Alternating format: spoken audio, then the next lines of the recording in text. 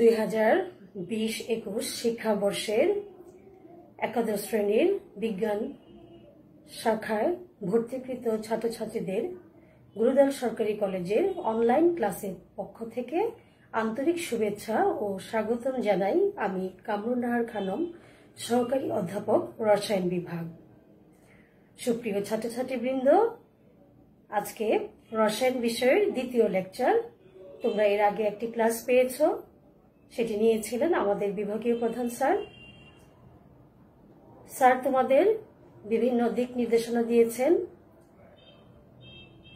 আমি আমার পরিচয় সহকারে আমাদের বিভাগের কিছু ইনফরমেশন তোমাদের দিতে চাই। আমাদের রসায়ন বিভাগে আমরা 8 জন শিক্ষক। আমাদের বিভাগীয় প্রধান ডক্টর সুজিত কুমার দে, উনি প্রফেসর। আমাদের বিভাগে সহযোগী অধ্যাপক হিসাবে আছেন জনাব স্বপন কুমার ঘোষ। সহকারী অধ্যাপক হিসেবে আছি আমরা 2 জন, আমি কামরুন নাহার খানম এবং মোহাম্মদ মুশাররফ। এছাড়া আমাদের বিভাগে প্রভাষক হিসেবে আছে আরো 4 জন, মোহাম্মদ আতিকুল্লাহ, মোহাম্মদ আমিরুল ইসলাম, মোহাম্মদ মনিরুজ্জামান, মোহাম্মদ আব্দুল্লাহ আল রাফিন। এই 8 জন শিক্ষক আছি আমরা ধারাবাহিকভাবে তোমাদের ক্লাস নিব। তোমরা ক্রমান্বয়ে ক্লাসগুলো পেতে থাকবে। তো আজকে তোমাদের পড়ানোর আগে আমি একটু বলি যে প্রত্যেকেরই একটা জিজ্ঞাসা থাকে যে কোন বই কিনবে বা কোন রাইটারের বই কিনবে।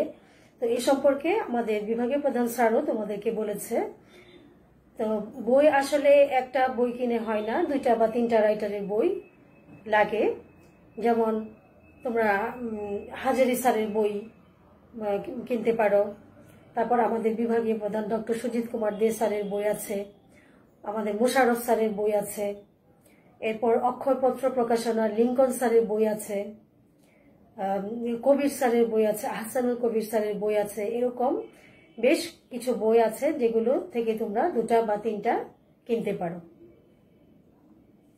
আজকে আমি তোমাদের যে টপিকসের উপর আলোচনা করব সেটা হচ্ছে রাদারফোর্ডের নিউক্লিয়াস আবিষ্কার এবং রাদারফোর্ডের পরমাণু মডেল। এই 2টা বিষয়ের উপর আমি তোমাদের পড়াবো, তোমরা মনোযোগ সহকারে আশা করি শুনবে। রাদারফোর্ডের নিউক্লিয়াস আবিষ্কার।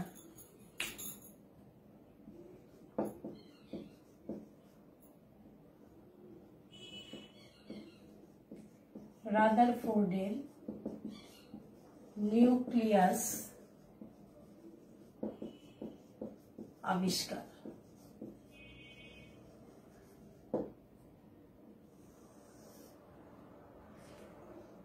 রাদারফোর্ডের নিউক্লিয়াস আবিষ্কার অর্থাৎ এটার যে পরীক্ষাটা, এটার জন্য যে জিনিসগুলো নেওয়া হয়, যে উপকরণগুলো নেওয়া হয়, 1 হচ্ছে পাতলা সোনার পাত, 2 আলফা কণা, 3 জিঙ্ক সালফাইডের আবরণযুক্ত পর্দা। 3টি জিনিস নেওয়া হচ্ছে। তাহলে কি কি? 1 হচ্ছে পাতলা সোনার পাত 0.004 সেন্টিমিটার পুরু, 2 আলফা কণা, 3 জিঙ্ক সালফাইড এর আবরণযুক্ত পর্দা।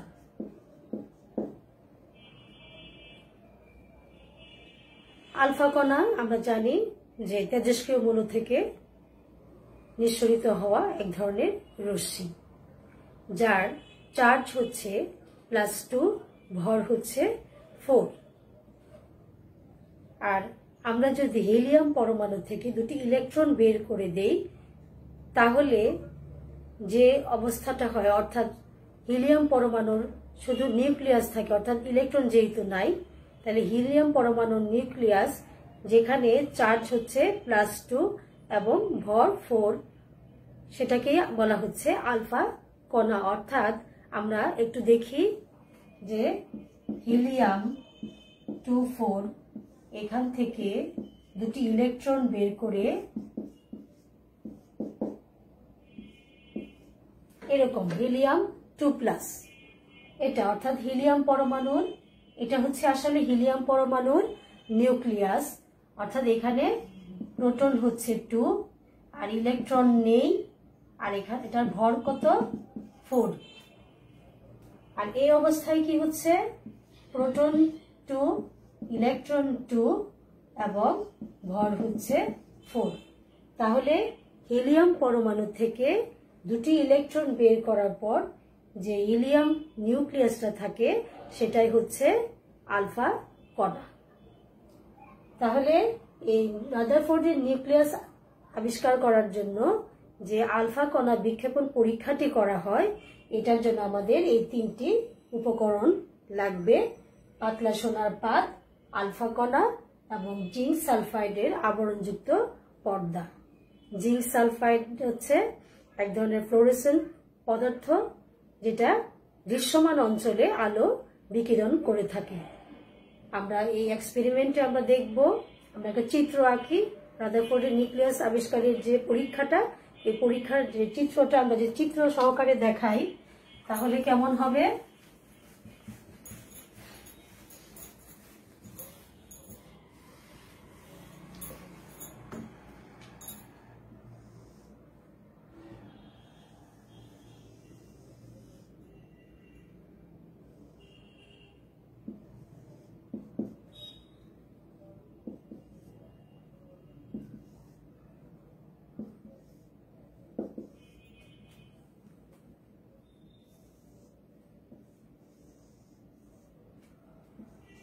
জিঙ্ক সালফাইড পর্দা, জিঙ্ক সালফাইড, এদিকে আমরা পরমাণুটা আঁকলাম, জিঙ্ক সালফাইড পর্দা, আর এদিক থেকে আলফা কণা প্রবাহিত করা হলো।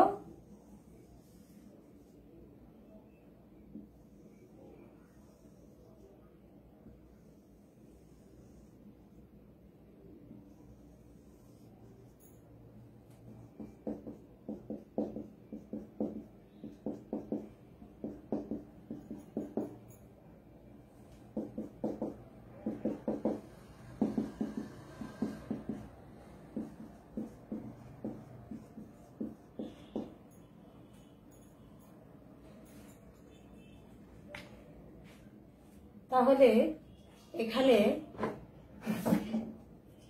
আমরা কি করলাম, এই আলফা কণা প্রবাহিত করা হচ্ছে, নিক্ষেপ করা হচ্ছে এই সোনার পাতের ভিতর দিয়ে। এখানে কি দেখা যাচ্ছে, এই হচ্ছে সোনার পাত, এই হচ্ছে আলফা কণা, আর এদিকে হচ্ছে জিঙ্ক সালফাইডের আবরণযুক্ত পর্দা। এখন আমরা যদি আলফা কণা এদিক দিয়ে নিক্ষেপ করি তাহলে দেখা যায় কি 3 ধরনের বিষয় দেখা যায়। কিরকম, এক হচ্ছে অধিকাংশ আলফা কণা অর্থাৎ 99% আলফা কণা এই পাতলা সোনার পাত ভেদ করে চলে যায়, আর কিছু সংখ্যক আলফা কণা এদিক সেদিক একটু বেঁকে যায়। তাহলে অধিকাংশ আলফা কণা এই সোনার পাত ভেদ করে চলে যায়, এটা 1 নাম্বার। 2 নাম্বার দেখা যাচ্ছে কি কিছু সংখ্যক আলফা কণা এদিক সেদিক একটু বেঁকে যায়। 3, 20,000-এর মধ্যে একটি আলফা কণা বিপরীত দিকে ফিরে আসে। তাহলে এই 3 ধরনের অবজারভেশন দেখা যাচ্ছে যে 99% আলফা কণা চলে যাচ্ছে, কিছু সংখ্যক এদিক সেদিক বেঁকে যাচ্ছে, আর 20,000-এর মধ্যে একটি আলফা কণা ফিরে আসছে। তাহলে এখান থেকে বিজ্ঞানী রাদারফোর্ড যে সিদ্ধান্তগুলো নেন, 1, পরমাণুর অভ্যন্তর ভাগ মানে বেশিরভাগটাই হচ্ছে ফাঁকা, যার জন্য অধিকাংশ আলফা কণা এটা ভেদ করে চলে যায়। আর যদিও ভিতরে ইলেকট্রন থাকে বা কক্ষপথে ইলেকট্রন থাকলেও সেটা ভিতরে ইলেকট্রন থাকলেও ইলেকট্রনের ভর যেহেতু নগণ্য, এটা এর চেয়ে অনেক বেশি ভারী আলফা কণার গতিপথে তেমন কোনো পরিবর্তন করতে পারে না, অর্থাৎ ইলেকট্রন এর চলার পথে বাধা সৃষ্টি করতে পারে না।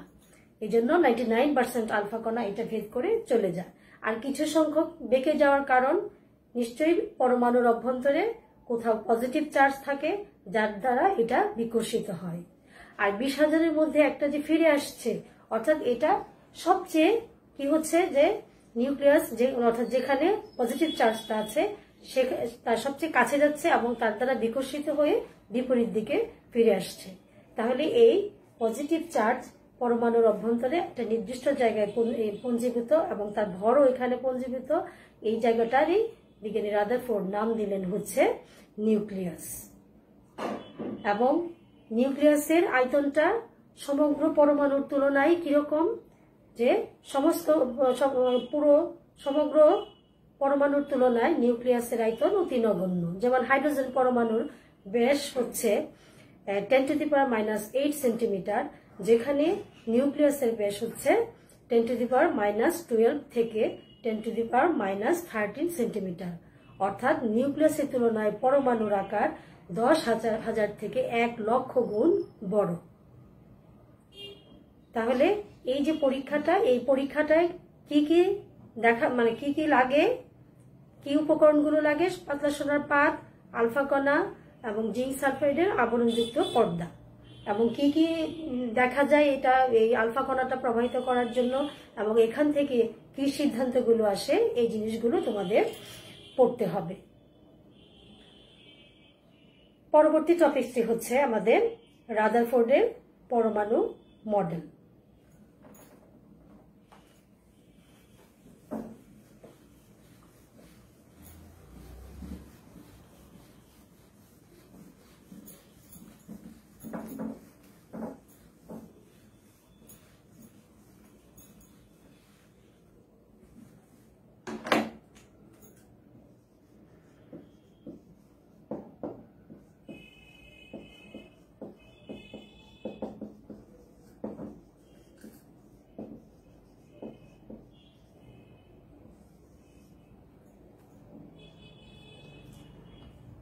রাদারফোর্ডের পরমাণু মডেল, অর্থাৎ নিউক্লিয়াস আবিষ্কারের পর ওই সালে অর্থাৎ 1911 খ্রিস্টাব্দে বিজ্ঞানী রাদারফোর্ড পরমাণুর গঠন সম্পর্কে কিছু প্রস্তাবনা দেন। কি কি প্রস্তাবনা এই সম্পর্কিত? এক হচ্ছে পরমাণুর কেন্দ্রে ধনাত্মক চার্জ থাকে এবং পরমাণুর সমস্ত ভর থাকে কেন্দ্রে। এই কেন্দ্রের নাম হচ্ছে কি নিউক্লিয়াস। পরমাণুর আয়তনের তুলনায় নিউক্লিয়াসের আয়তন অতি নগণ্য।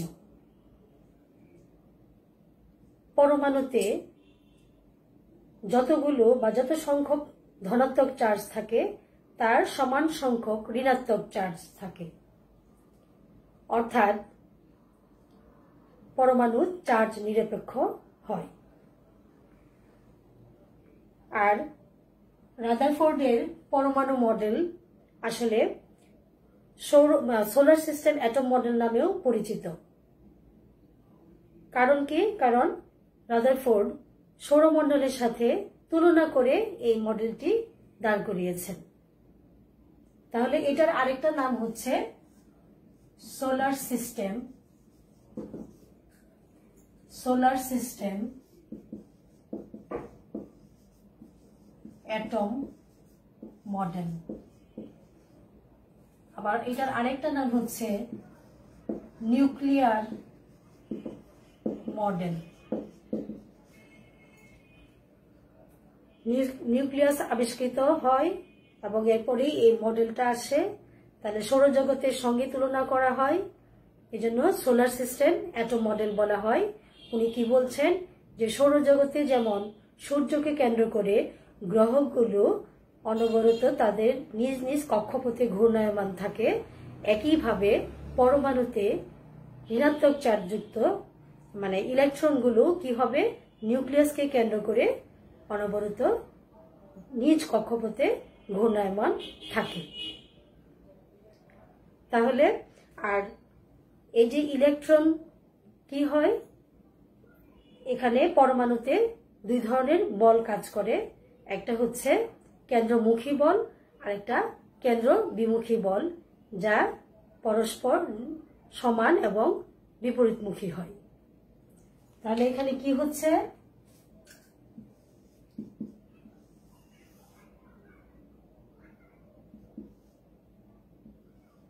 আমরা জানি ইলেকট্রন ঋণাত্মক চার্জযুক্ত এবং নিউক্লিয়াস ধনাত্মক চার্জযুক্ত, কাজেই এখানে একটা কি হবে, কেন্দ্রমুখী বল কাজ করবে।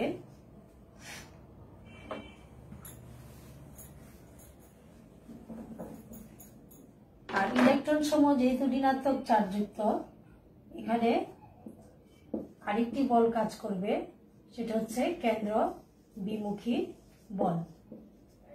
এবং এই দুটো বল পরস্পর সমান এবং বিপরীতমুখী, কেন্দ্রমুখী বল এবং কেন্দ্র বিমুখী বল। তাহলে কি বলছেন বিজ্ঞানী রাদারফোর্ড পরমাণুর যে গঠন সম্পর্কে, যে পরমাণুতে আসলে কি হয়, পরমাণুর কেন্দ্রে সমস্ত ধনাত্মক চার্জ এবং ভর পুঞ্জীভূত, এবং পরমাণুর এই ধনাত্মক চার্জযুক্ত অংশের নামই উনি দিয়েছেন নিউক্লিয়াস। আর একটা পরমাণুতে যত সংখ্যক ধনাত্মক চার্জ থাকবে তার সমান সংখ্যক কি থাকবে, ঋণাত্মক চার্জ, অর্থাৎ পরমাণুটা হবে বিদ্যুৎ নিরপেক্ষ। আর সৌরমণ্ডলে যেমন সূর্যকে কেন্দ্র করে গ্রহগুলো নিজ কক্ষপথে ঘূর্ণায়মান থাকে, একইভাবে পরমাণুতে ইলেকট্রনগুলো এই নিউক্লিয়াসকে কেন্দ্র করে নিজ কক্ষপথে ঘূর্ণায়মান থাকবে। এবং এখানে একটা পরমাণুতে কেন্দ্রমুখী এবং কেন্দ্র বিমুখী বল ক্রিয়াশীল থাকে, কিন্তু এরা কি হচ্ছে, পরস্পর সমান এবং বিপরীতমুখী। আর পরমাণুর কি হচ্ছে, মোট আয়তনের তুলনায় নিউক্লিয়াসের আয়তন অতি নগণ্য। অর্থাৎ এরকম কিছু বৈশিষ্ট্য তোমরা বইয়ে দেখবে, যে রাদারফোর্ডের পরমাণু মডেলের বিভিন্ন প্রস্তাবনা বা বৈশিষ্ট্যগুলো কি কি এ সম্পর্কে বইয়ে সুন্দরভাবে দেওয়া আছে, তোমরা এটা পড়বে। এখন রাদারফোর্ডের এই পরমাণু মডেলের কিছু সীমাবদ্ধতা আছে, যার দ্বারা আমরা অনেক কিছু বা কিছু জিনিস ব্যাখ্যা করতে পারি না। তাহলে আমরা বলবো হচ্ছে রাদারফোর্ডের পরমাণু মডেলের সীমাবদ্ধতা।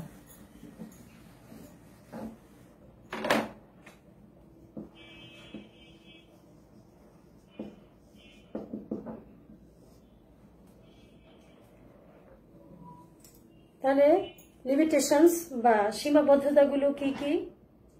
এক হচ্ছে রাদারফোর্ড বলেছেন যে সৌরজগতের গ্রহগুলো সূর্যকে কেন্দ্র করে প্রদক্ষিণরত থাকে, কিন্তু এখানে কি হচ্ছে যে গ্রহগুলো চার্জ নিরপেক্ষ, আর গ্রহগুলোর মধ্যে মহাকর্ষ বল দ্বারা এক ধরনের আকর্ষণ বল এখানে কাজ করে। তাহলে এই সোলার সিস্টেমের সাথে পরমাণুর গঠন তুলনা করা ঠিক হয়নি, কারণ এখানে ইলেকট্রনগুলো ঋণাত্মক চার্জযুক্ত এবং এরা পরস্পরকে কি করে, বিকর্ষণ করে।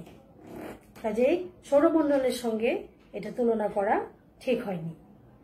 দুই, এখানে বলা হচ্ছে যে ঋণাত্মক চার্জ নিউক্লিয়াসকে কেন্দ্র করে ঘূর্ণায়মান থাকে, অর্থাৎ এটা ইলেকট্রনের কথা বলা হচ্ছে। আর ম্যাক্স প্ল্যাঙ্কের মানে তড়িৎচুম্বকীয় তত্ত্ব অনুসারে যদি কোনো চার্জযুক্ত কণা অনবরত ঘূর্ণায়মান থাকে কোনো বৃত্তাকার পথে, তাহলে এটা দেখা যাবে কি শক্তি বিকিরণ করে করে একসময় কি হবে, এই বৃত্তাকার পথ সংকুচিত হয়ে ইলেকট্রনটাই হয়তো নিউক্লিয়াসে পতিত হবে, যেটা আমরা চিত্রের সাহায্যে এভাবে দেখাতে পারি।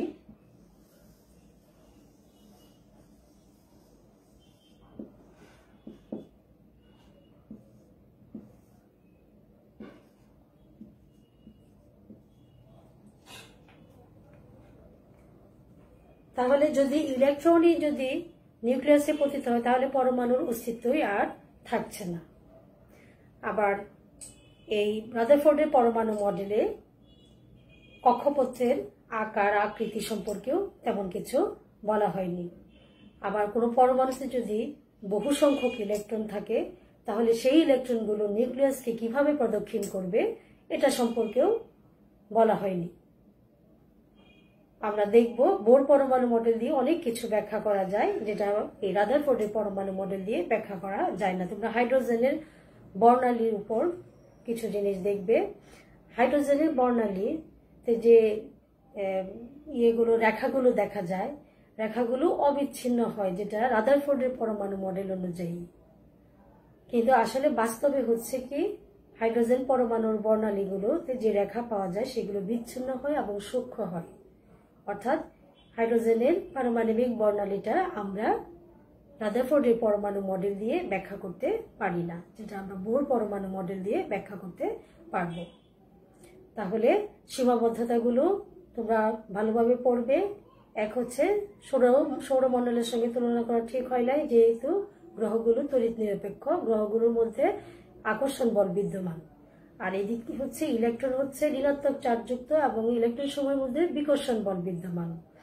বলা হচ্ছে চার্জিত বস্তু অনবরত ঘূর্ণায়মান। আমরা জানি চার্জিত বস্তু যদি অনবরত ঘূর্ণায়মান থাকে বৃত্তাকার পথে, তাহলে এটা বিকিরণ মানে শক্তি বিকিরণ করে করে একসময় বৃত্তাকার পথ সংকুচিত হয়ে নিউক্লিয়াসে পতিত হয়, অর্থাৎ পরমাণুর গঠনেরই আর অস্তিত্ব থাকে না।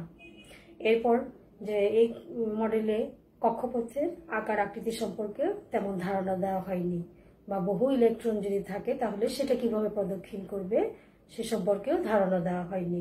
একইভাবে হাইড্রোজেনের পারমাণবিক বর্ণালীও আমরা এই মডেল দ্বারা ব্যাখ্যা করতে পারি না। তাহলে এই সীমাবদ্ধতাগুলো আছে। তোমরা কি করবে, রাদারফোর্ডের নিউক্লিয়াস আবিষ্কার, কিভাবে নিউক্লিয়াস আবিষ্কার হলো, আলফা কণা বিচ্ছুরণ পরীক্ষা, এই পরীক্ষাটা ভালোভাবে পড়বে। এক। দুই হচ্ছে রাদারফোর্ডের পরমাণু মডেল, যাকে সোলার সিস্টেম অ্যাটম মডেল বলা হয় অথবা নিউক্লিয়ার মডেল বলা হয়। এই মডেলের যে প্রস্তাবনাগুলো আছে এবং এটার যে সীমাবদ্ধতাগুলো আছে এই জিনিসগুলো ভালোভাবে পড়ে ফেলবে। আর এই জিনিসগুলো সম্পর্কে তোমাদের আগেও কিছুটা ধারণা আছে, তোমরা এসএসসিতে পড়ে এসেছো। তো আজকে এই পর্যন্তই। আমাদের যে পরবর্তী ক্লাসটা হবে সেটা আমাদের সহযোগী অধ্যাপক স্যার জনাব স্বপন কুমার ঘোষ স্যার নেবেন। তোমাদের ম্যাক্স প্ল্যাঙ্কের কোয়ান্টাম তত্ত্ব এবং তড়িৎচুম্বকীয় যে বিকিরণ আছে এই বিকিরণগুলোর উপরে উনি ক্লাস নেবেন, পরবর্তী ক্লাস। আজকে এই পর্যন্তই। তোমাদের সবাইকে ধন্যবাদ। খোদা হাফেজ।